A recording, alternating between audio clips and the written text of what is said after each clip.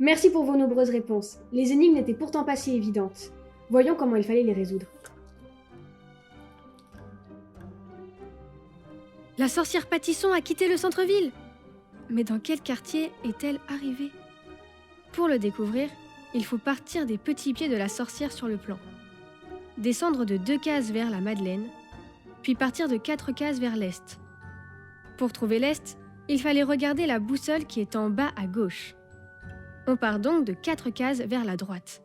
Puis on monte de 5 cases direction Nétreville. On repart de 8 cases sur la gauche, vers Saint-Michel, et enfin 2 cases vers le bas. Et on arrive au quartier de Navarre. Navarre est donc le premier indice. Énigme 2. L'indice suivant est une véritable énigme. Quand je marche, je ne dois pas avancer. Quelque chose qui marche, ça peut être quelque chose qui fonctionne. Ce qui ne doit pas avancer, qui peut s'arrêter sans bouger, et qu'il faut toujours remonter. C'est une horloge. Horloge est donc le deuxième indice. Une horloge. Dans le quartier de Navarre? La plus célèbre horloge d'Évreux, c'est celle du Beffroi. Quel est le rapport avec Navarre? Voyons voir ce que dit l'énigme 3. Énigme 3.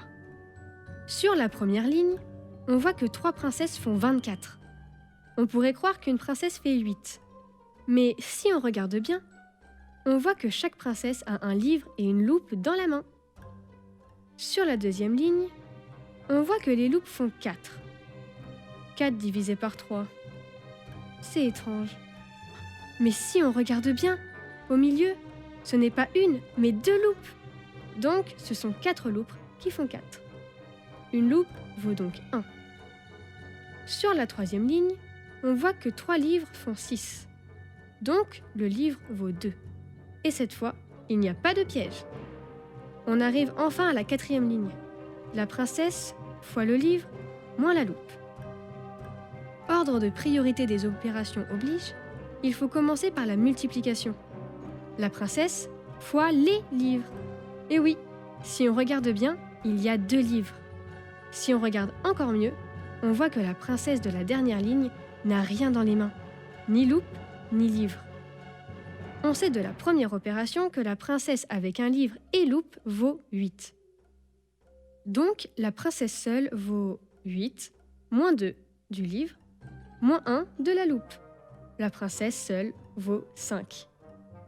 Une princesse seule vaut 5, multiplié par 2 livres qui valent 2, ça fait 5 fois 4, ça fait 20. 20 moins la valeur de la loupe qui est 1, ça fait 19. Je rajoute siècle à ce nombre et j'obtiens 19e siècle. Ce sera le 3e indice. Énigme 4. La sorcière Pâtisson a utilisé l'alphabet pour coder la dernière énigme. En effet, il y a toutes les lettres de l'alphabet sur sa feuille. Toutes? Non! Il en manque 5.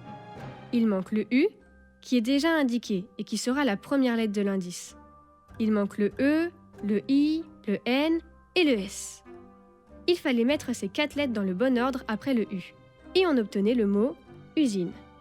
Usine est donc notre dernier indice. Mais oui, tout devient clair. Une usine, à Navarre, au 19e siècle, avec une horloge sur le fronton. Il s'agit des usines de Navarre. Elles ont été construites au 19e siècle. C'était une fonderie. Et elle a compté jusqu'à 1000 employés. Maintenant, il faut trouver le portail.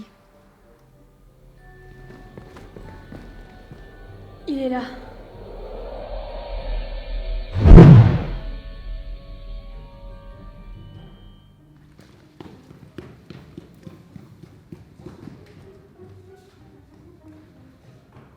Bravo!